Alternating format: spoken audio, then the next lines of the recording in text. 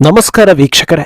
Bihar election ಬಿಸಿ ತಾರಕಕ್ಕೇರಿರೋ ಹೊತ್ತಲ್ಲಿ BJP ಬಂಗಾಳದ ಮೇಲೆ ಹದ್ದಿನ ಕಣ್ಣಿಟ್ಟಿದೆ. ಸದಾ ದೇಶ ವಿರೋಧಿ, ಜನ ವಿರೋಧಿ, ಸಂವಿಧಾನ ವಿರೋಧಿ, ಕಾನೂನು ವಿರೋಧಿ ವಿಚಾರಗಳಲ್ಲೇ ಸುದ್ದಿಯಾಗುವ ಮಮತಾ ಬ್ಯಾನರ್ಜಿ ಈಗ ಎಲ್ಲಾ ಹಂತಗಳನ್ನ ಮೀರಿ ನಕಾರಾತ್ಮಕ ರಾಜಕೀಯ ಶುರು ಮಾಡಿದ್ದಾರೆ. ಮಮತಾ ರಾಜಕೀಯದಿಂದ ಸಂತ್ರಸ್ತರಾದವರು ಹಾಗೂ ಬಿಜೆಪಿ ನಾಯಕರು ಹೇಳೋದು ಮಮತಾ ಬ್ಯಾನರ್ಜಿಯ ಪಾಪದ ಕೊಡ ತುಂಬಿದೆ ಅಂತ. ಅದಕ್ಕೆ ತಕ್ಕಂತೆ ಬಿಜೆಪಿ ಈಗ ಬಂಗಾಳದಲ್ಲಿ ದೊಡ್ಡ ಹೆಜ್ಜೆಯನ್ನ ಇಟ್ಟಿದ್ದು ಖುದ್ದು ಅಮಿತ್ ಶಾ ಎಂಟ್ರಿ ಕೊಟ್ಟಿದ್ದಾರೆ. ಪ್ರಧಾನಿ ಮೋದಿ ಕೂಡ ಬಂಗಾಳದಲ್ಲಿ ದೊಡ್ಡ ದೊಡ್ಡ ಪ್ಲಾನ್ಗಳನ್ನ ಹಾಕಿಕೊಂಡಿದ್ದಾರೆ. ಆಲ್ರೆಡಿ ತಮ್ಮ ಮೇಲೆ ನೆಗೆಟಿವ್ ಅಭಿಪ್ರಾಯಗಳನ್ನ ಹೆಚ್ಚಿಸಿಕೊಂಡಿರೋ ಮಮತಾಗೆ ಕಳೆದ 1 ವರ್ಷದಲ್ಲಿ ನಡೆದ ಬಹುತೇಕ ಘಟನೆಗಳು ಪಕ್ಕಾ ಬೀದಿಗೆ ತಂದು ನಿಲ್ಲಿಸೋ ಹಾಗಿದೆ. ಇದನ್ನು ಮೀರಿ ಆಕೆ ಗೆದ್ರೆ ಬಂಗಾಳದಲ್ಲಿ ಆಕೆಯನ್ನ ಮೀರಿಸೋದು ಸುಲಭ ಅಲ್ಲ ಅನ್ನೋದು ಮತ್ತೆ ಸಾಬೀತಾಗುತ್ತೆ. ಇದೆಲ್ಲವನ್ನ 1 by 1 ವಿವರಿಸ್ತಾ ಹೋಗ್ತೀವಿ. ಈ ವಿಡಿಯೋವನ್ನ ತಪ್ಪದೆ ಕೊನೆ ತನಕ ನೋಡಿ. ಅದಕ್ಕೂ ಮುನ್ನ ಮೀಡಿಯಾ ಮಾನ್ಸ್ಟರ್ ಚಾನೆಲ್ ಅನ್ನ ತಪ್ಪದೆ ಸಬ್ಸ್ಕ್ರೈಬ್ ಮಾಡಿ. ಪ್ರಸ್ತುತ ಭಾರತವನ್ನ ಕಾಡ್ತಾ ಇರೋ ಪ್ರಮುಖ ಸಮಸ್ಯೆಗಳ ಮೂಲವನ್ನ ಹುಡುಕ್ತಾ ಹೋದ್ರೆ ಅಲ್ಲಿ ಪಶ್ಚಿಮ ಬಂಗಾಳದ ಪಾತ್ರ ದೊಡ್ಡದಿದೆ. ಯಾರಿಂದ ಇವತ್ತು ಭಾರತದ ಒಳಗೆ ದಾಂಧಲೆ ಗಲಭೆಗಳು ಆಗ್ತಾ ಇದೆಯೋ, ಯಾರೆಲ್ಲ ಅಕ್ರಮವಾಗಿ ಭಾರತದಲ್ಲಿ ನೆಲೆಸಿದ್ದಾರೋ, ಯಾರೆಲ್ಲ ರಾಜಕೀಯ ನಾಯಕರ ಬೆನ್ನಿಗೆ ನಿಂತು ಅಪರಾಧಗಳಲ್ಲಿ ಭಾಗಿಯಾಗ್ತಾ ಇದ್ದಾರೋ ಅವರಿಗೆಲ್ಲ ಬಂಗಾಳ ಹೆದ್ದಾರಿಯಾಗಿದೆ ಅನ್ನೋದು ಕಾಣಿಸ್ತಾ ಇದೆ. ಬಂಗಾಳದಲ್ಲಿ ಬಿಜೆಪಿ ಗೆಲ್ಲಬೇಕು ಅನ್ನೋದು ಬಿಜೆಪಿ ಬೆಂಬಲಿಗರು ಹಾಗೂ ನಾಯಕರ ಅಭಿಪ್ರಾಯ ಆದ್ರೆ, ಗೆಲುವು ಯಾರದ್ದಾದ್ರೂ ಪರವಾಗಿಲ್ಲ, ದೇಶದ ಹಿತದೃಷ್ಟಿಯಿಂದ ಮಮತಾ ಬ್ಯಾನರ್ಜಿ ಹಾಗೂ ಆಕೆಯ ಪಕ್ಷ ಸೋಲಲೇಬೇಕು ಅನ್ನೋದು ಬಹುತೇಕ ಭಾರತೀಯರ ಆಸೆ.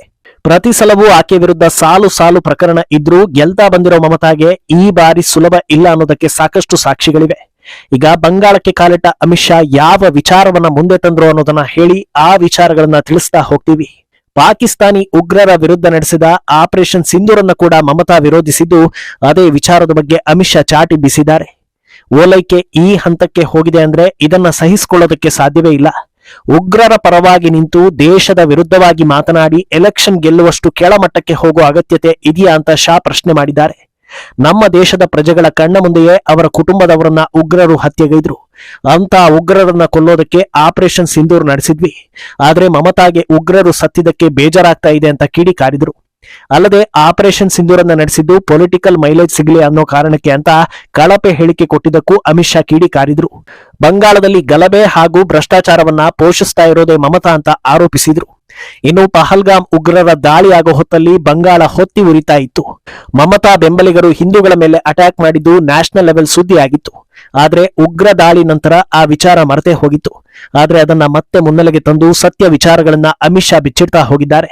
ಮುರ್ಷಿದಾಬಾದ್ನಲ್ಲಿ ಹಿಂದೂಗಳ ಮೇಲೆ ಅಟ್ಯಾಕ್ ನಡೆಸಿದಾಗ ಅದನ್ನ ತಡೆಯೋದಕ್ಕೆ ಕೇಂದ್ರ ಗೃಹ ಇಲಾಖೆ BSF ಪಡೆಯನ್ನ ಕಳಿಸ್ತು. ಅವರು ಕಾರ್ಯಾಚರಣೆ ಮಾಡದೇ ಇದ್ದಿದ್ರೆ ಹಿಂದೂಗಳ ನರಮೇಧ ದೊಡ್ಡ ಸಂಖ್ಯೆಯಲ್ಲಿ ಆಗ್ತಾ ಇತ್ತು. ಪರಿಸ್ಥಿತಿ ಕೈಮೀರಿ ಹೋಗಿದ್ರು ಮಮತಾ ಕೇಂದ್ರಕ್ಕೂ ಮನವಿ ಮಾಡ್ಲಿಲ್ಲ, ತಾನು ಜನರನ್ನ ಕಾಪಾಡ್ಲಿಲ್ಲ. ಯಾಕಂದ್ರೆ BSF ಯೋಧರು ಬಂದ್ರೆ ಹಿಂದೂಗಳ ರಕ್ಷಣೆ ಆಗುತ್ತೆ ಅನ್ನೋದು ಆಕೆಗೆ ಗೊತ್ತಿತ್ತು. ಆದ್ರೆ ಬಿಜೆಪಿ ಕಾರ್ಯಕರ್ತರು ತಕ್ಷಣ ಕೋರ್ಟ್ ಮೊರೆ ಹೋಗಿ BSF ಪಡೆಯನ್ನ ಕರೆಸಿಕೊಳ್ತು. ಇದನ್ನ ರಾಜ್ಯದ ಜನತೆ ಯಾವತ್ತೂ ಮರೆಯೋದಿಲ್ಲ. ಈ ಬಾರಿಯ ಎಲೆಕ್ಷನ್ ಕೇವಲ ರಾಜ್ಯದ ಭವಿಷ್ಯವನ್ನ ಸೂಚಿಸೋದಿಲ್ಲ, ಇಡೀ ದೇಶದ ಭದ್ರತೆಗೆ ಸಂಬಂಧಪಟ್ಟಿದೆ ಅಂತ ಹೇಳಿದ್ದಾರೆ. ಅಮಿತ್ ಶಾ ಆರೋಪಗಳನ್ನ ತಳ್ಳಿ ಹಾಕೋದಕ್ಕೆ ಚಾನ್ಸೇ ಇಲ್ಲ. ಯಾಕಂದ್ರೆ ಅದೇ ನಡೀತಾ ಇರೋದು ಅನ್ನೋದನ್ನ ಖುದ್ದು ಜನರೇ ನೋಡ್ತಾ ಇದ್ದಾರೆ. ಮಮತಾ ವಿಚಾರದಲ್ಲಿ ಜನರಿಗೆ ಕೋಪ, ಅಸಹ್ಯ ಜಾಸ್ತಿ ಆಗೋದಕ್ಕೆ ಕಾರಣ ಏನಂದ್ರೆ, ಯಾರಾದ್ರೂ ಒಬ್ಬರು ತಮ್ಮ ಮೇಲೆ ಏನಾದ್ರೂ ಆರೋಪ ಬಂದ್ರೆ ಮೊದಲಿಗೆ ತಳ್ಳಿ ಹಾಕ್ತಾರೆ, ನಂತರ ಕೆಲ ದಿನಗಳ ಮಟ್ಟಿಗಾದ್ರೂ ಅಂತ ಕೆಲಸದಲ್ಲಿ ಭಾಗಿ ಆಗೋದಿಲ್ಲ. ಆದ್ರೆ ಮಮತಾ ಅದಕ್ಕೆ ತದ್ವಿರುದ್ಧ. ಸತ್ಯ ಕಣ್ಣಿಗೆ ಕಾಣಿಸಿದ್ರು ಅಲ್ಲಗಳಿತಾರೆ, ಮತ್ತೆ ಅದೇ ಕೃತ್ಯವನ್ನ ಶುರು ಮಾಡ್ಕೊಳ್ತಾರೆ. ಇದಕ್ಕೆ ತಾಜಾ ಉದಾಹರಣೆ ಶರ್ಮಿಷ್ಠಾ ಅನ್ನೋ ಲಾ ವಿದ್ಯಾರ್ಥಿನಿಯ ಅರೆಸ್ಟ್. ಆಕೆ ಇದ್ದಿದ್ದು ಪುಣೆಯಲ್ಲಿ. ಅಲ್ಲಿಂದ ಆಕೆ ಪಾಕಿಸ್ತಾನಿ ಉಗ್ರರಿಗೆ ಬೈದ್ರು ಅನ್ನೋ ಕಾರಣಕ್ಕೆ ಕೋಲ್ಕತ್ತಾದಿಂದ ಪೊಲೀಸರನ್ನ ಕಳಿಸಿ ಆಕೆಯನ್ನ ಅರೆಸ್ಟ್ ಮಾಡ್ಕೊಂಡು ಬರ್ತಾರೆ ಅಂದ್ರೆ ಜನರು ಪಾಪದ ಕೊಡ ತುಂಬಿದೆ ಅಂತ ಹೇಳೋದ್ರಲ್ಲಿ ತಪ್ಪಿಲ್ಲ ಅಂತ ಅನ್ನಿಸ್ತಾ ಇದೆ. ಪಾಕಿಸ್ತಾನದ ಉಗ್ರರ ಬಗ್ಗೆ ಬೈದಿದ್ದನ್ನ ಪರ್ಸನಲ್ ಆಗಿ ತಗೊಂಡು ಒಬ್ಬ ವಿದ್ಯಾರ್ಥಿನಿ ಮೇಲೆ ಕೇಸ್ ಹಾಕಿ ಟಾರ್ಚರ್ ಕೊಡ್ತಾರೆ ಅಂದ್ರೆ ಏನರ್ಥ? ಇಷ್ಟೆಲ್ಲ ಆದ್ರೂ ಅದನ್ನ ಸಹಿಸಿಕೊಂಡು ಸುಮ್ಮಿರೋ ವಾತಾವರಣ ದೇಶದಲ್ಲಿ ಇದೆ ಅನ್ನೋದು ನಮ್ಮ ದೌರ್ಭಾಗ್ಯ ಅಂತ ಜನ ಆಕ್ರೋಶವನ್ನ ಹೊರ ಹಾಕ್ತಾ ಇದ್ದಾರೆ. ಆದ್ರೆ ಶರ್ಮಿಷ್ಠಾ ಅರೆಸ್ಟ್ ಮಮತಾ ಪಾಲಿಗೆ ದುಬಾರಿ ಆಗೋದು ಗ್ಯಾರಂಟಿ. ಎಷ್ಟು ವರ್ಷಗಳ ಕಾಲ ಉಗ್ರರ ಪರ ಮಾತನಾಡೋ ಎಡಚರರಿಗೆ ಎಲ್ಲರೂ ಬೆಂಗಾವಲಾಗಿ ನಿಲ್ತಾ ಇದ್ರು. ಆದ್ರೆ ಶರ್ಮಿಷ್ಠಾ ಬೆನ್ನಿಗೆ ಈ ಬಾರಿ ದೇಶ ಪ್ರೇಮಿಗಳೆಲ್ಲ ನಿಂತಿದ್ದಾರೆ. ಆಕೆಯನ್ನ ಬಿಡಿಸಬೇಕು ಅಂತ ದೊಡ್ಡ ದೊಡ್ಡ ಮಿನಿಸ್ಟರ್ಗಳು ಹಾಗೂ ಗಣ್ಯರೆಲ್ಲ ಮುಂದೆ ಬರ್ತಾ ಇದ್ದಾರೆ. ಕೆಲ ದಿನಗಳ ಹಿಂದಷ್ಟೇ ಮುಂಬೈ ಹೈಕೋರ್ಟ್ ಪಾಕ್ ಪರ ಘೋಷಣೆ ಕೂಗಿದ್ದ ವಿದ್ಯಾರ್ಥಿನಿಗೆ ಬೇಲ್ ಕೊಟ್ಟಿತ್ತು. ಆದ್ರೆ ಈಗ ದೇಶದ ಪರ ನಿಂತ ವಿದ್ಯಾರ್ಥಿನಿಗೆ ಬೇಲ್ ರಿಜೆಕ್ಟ್ ಆದ್ರೆ ಮಮತಾ ವಿರುದ್ಧ ಆಕ್ರೋಶವೂ ಹೆಚ್ಚುತ್ತೆ, ಕೋರ್ಟ್ ಬಗ್ಗೆ ಜನರಿಗೆ ಅಸಮಾಧಾನವೂ ಜಾಸ್ತಿ ಆಗ್ತಾ ಹೋಗುತ್ತೆ. ಇನ್ನು ಇದು ತಾಜಾ ಉದಾಹರಣೆ ಅಷ್ಟೇ. ಇಲ್ಲಿಂದ ಮಮತಾ ಟ್ರ್ಯಾಕ್ ರೆಕಾರ್ಡ್ ಅನ್ನ ರಿವೈಂಡ್ ಮಾಡ್ಕೊಳ್ತಾ ಹೋದ್ರೆ ಯಾಕೆ ಅವರಿಗೆ ಈ ಬಾರಿಯ ಎಲೆಕ್ಷನ್ ಸವಾಲಿನ ವಿಷಯ ಆಗಿದೆ ಅನ್ನೋದಕ್ಕೆ ಉತ್ತರ ಸಿಗ್ತಾ ಹೋಗುತ್ತೆ. ನೇರವಾಗಿ ಬಂಗಾಳದ ಜನರನ್ನ ರೊಚ್ಚಿಗೆಬ್ಬಿಸಿದ ವಿಷಯ ಅಂದ್ರೆ ಅದು ವೈದ್ಯಕೀಯ ವಿದ್ಯಾರ್ಥಿನಿ ಮೇಲೆ ಅತ್ಯಾಚಾರ ಹಾಗೂ ಕೊಲೆ. ಈ ವಿಚಾರದಲ್ಲಿ ಬಂಗಾಳದಲ್ಲಿ ಯಾವ ಮಟ್ಟಕ್ಕೆ ಹೋರಾಟ ನಡೀತು ಅನ್ನೋದನ್ನ ಪ್ರಪಂಚವೇ ನೋಡಿದೆ. ಕೊನೆಗೂ ನಿಜವಾದ ಆರೋಪಿ ಸಿಕ್ಕಿದ್ನ ಅನ್ನೋದಕ್ಕೆ ಯಾರ ಬಳಿಯೂ ಉತ್ತರವಿಲ್ಲ. ದುಷ್ಕೃತ್ಯಕ್ಕೆ ಸಂಬಂಧಪಟ್ಟ ಒಬ್ಬನನ್ನ ಬಂಗಾಳ ಪೊಲೀಸರು ಅರೆಸ್ಟ್ ಮಾಡಿದ್ರು, ಆದರೆ ಕೃತ್ಯದಲ್ಲಿ ಭಾಗಿಯಾಗಿದ್ದಾರೆ ಎನ್ನಲಾದ ಮಮತಾ ಬಾಂಧವರನ್ನ ಅರೆಸ್ಟ್ ಮಾಡಲಿಲ್ಲ. ಬದಲಾಗಿ ಅವರನ್ನೆಲ್ಲ ಬಚಾವ್ ಮಾಡೋ ಕೆಲಸಗಳಾಯ್ತು. ಆಕೆ ಹತ್ಯೆ ಆದ ಬಳಿಕ ಯಾವೆಲ್ಲ ರೀತಿಯಲ್ಲಿ ಸಾಕ್ಷ್ಯ ನಾಶ ಆಯ್ತು ಅನ್ನೋದನ್ನ ಪ್ರತಿಯೊಬ್ಬರು ನೋಡಿದ್ದಾರೆ. ಇಷ್ಟಾದ್ಮೇಲೂ ಜನರು ಮಮತಾರನ್ನ ಬೆಂಬಲಿಸುವಷ್ಟು ಮೂರ್ಖರಾಗ್ತಾರಾ ಅನ್ನೋದು ದೊಡ್ಡ ಪ್ರಶ್ನೆ. ಇದಕ್ಕಿಂತ ಇನ್ನೂ ಸ್ವಲ್ಪ ಹಿಂದಿನ ದಿನಗಳನ್ನ ನೋಡಿದ್ರೆ ಅಲ್ಲಿ ಸಂದೇಶ್ ಕಾಳಿಯ ಲೈಂಗಿಕ ದೌರ್ಜನ್ಯಗಳು ರಿವೀಲ್ ಆಗ್ತಾ ಹೋಗುತ್ತವೆ. ಒಂದು ಊರಿನ ಹೆಣ್ಣು ಮಕ್ಕಳನ್ನ ದಿನಕ್ಕೊಬ್ಬರಂತೆ ಬಲವಂತವಾಗಿ ಎಳೆದೊಯ್ದು ಟಿಎಂಸಿ ಕಚೇರಿಯಲ್ಲಿ ಅತ್ಯಾಚಾರ ಮಾಡಿಸುವಷ್ಟು ಕ್ರೂರತೆ ಬಂಗಾಳದಲ್ಲಿ ಇದೆ ಅಂದ್ರೆ ಮೈ ಜುಮ್ಮನಿಸುತ್ತೆ. ನಾನೊಬ್ಬಳೇ ಲೇಡಿ ಸಿಎಂ ಅಂತ ಮೆರಿತಾ ಇದ್ದ ಮಮತಾಗೆ ಬೇರೆ ಹೆಣ್ಣು ಮಕ್ಕಳ ಮೇಲೆ ಕಾಳಜಿ ಇಲ್ವೇ ಇಲ್ಲ ಅನ್ನೋದಕ್ಕೆ ಈ ಘಟನೆ ದೊಡ್ಡ ಸಾಕ್ಷಿ. ಅತ್ಯಾಚಾರ ಮಾಡಿದ್ದ ಶಹಜಹಾನ್ ತನ್ನದೇ ಪಕ್ಷದ ನಾಯಕ ಅನ್ನೋದು ಒಂದು ಕಡೆ ಆದ್ರೆ ಆತ ಓಲೈಕೆ ಧರ್ಮಕ್ಕೆ ಸೇರಿದವನು ಅನ್ನೋ ಕಾರಣಕ್ಕೆ ಪ್ರಕರಣವನ್ನ ತಿಳಿ ಮಾಡೋದಕ್ಕೆ ಮಮತಾ ಯತ್ನಿಸಿದ್ದನ್ನ ಜನರು ನೋಡಿದ್ದಾರೆ.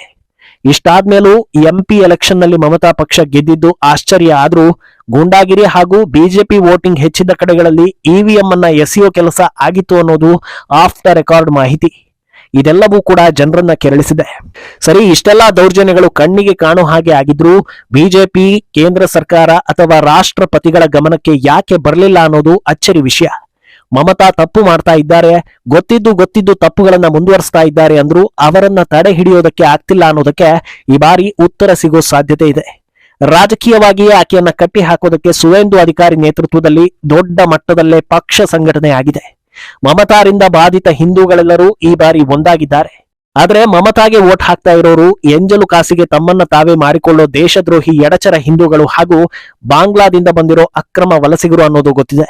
ಈ ಪೈಕಿ ಬಾಂಗ್ಲಾ ವಲಸಿಗರನ್ನ ಕಟ್ಟಿ ಹಾಕೋದಕ್ಕೆ ಕೇಂದ್ರ ಸರ್ಕಾರ ಇಮಿಗ್ರೇಷನ್ ಲಾ ತಂದಿದೆ. ಇದು ಮಮತಾರನ್ನ ಇಕ್ಕಟ್ಟಿಗೆ ಸಿಕ್ಕಿಸ್ತಾ ಇದೆ.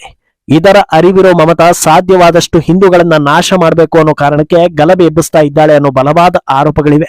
ಇದೆಲ್ಲವನ್ನ ನೋಡಿದ್ಮೇಲೆ ಈ ಬಾರಿ ಬಂಗಾಳದಲ್ಲಿ ವೋಟರ್ಸ್ ಇಬ್ಬಾಗ ಆಗಿ ಆಗ್ತಾರೆ. ಒಂದು, ಮಮತಾ ದೌರ್ಜನ್ಯಕ್ಕೆ ತಡೆ ಹಾಕಲು ಇಚ್ಛಿಸುವವರು, ಇನ್ನೊಂದು ದೇಶದ್ರೋಹದ ಕೆಲಸಕ್ಕೆ ಕೈ ಜೋಡಿಸುವವರು. ಇದರಲ್ಲಿ ಯಾರ ಕೈ ಮೇಲಾಗುತ್ತೆ ಅನ್ನೋದರಲ್ಲಿ ಬಂಗಾಳ ಹಾಗೂ ಭಾರತದ ಭವಿಷ್ಯ ಅಡಗಿದೆ. ಆದ್ರೆ ಈ ಬಾರಿ ಮೋದಿ ಶಾ ಪ್ಲಾನ್ಗಳನ್ನ ನೋಡಿದ್ರೆ ಮಮತಾ ರಾಜಕೀಯ ಅಂತ್ಯದ ಉದ್ದೇಶ ಇಟ್ಕೊಂಡಿದ್ದಾರೆ ಅನ್ನೋದು ಕಾಣಿಸ್ತಾ ಇದೆ. ಮುಂದೇನಾಗುತ್ತೆ ಅನ್ನೋದನ್ನ ಕಾದು ನೋಡ್ಬೇಕು. ಈ ಬಗ್ಗೆ ನಿಮ್ಮ ಅಭಿಪ್ರಾಯವನ್ನ ತಪ್ಪದೆ ಕಮೆಂಟ್ ಮೂಲಕ ತಿಳಿಸಿ.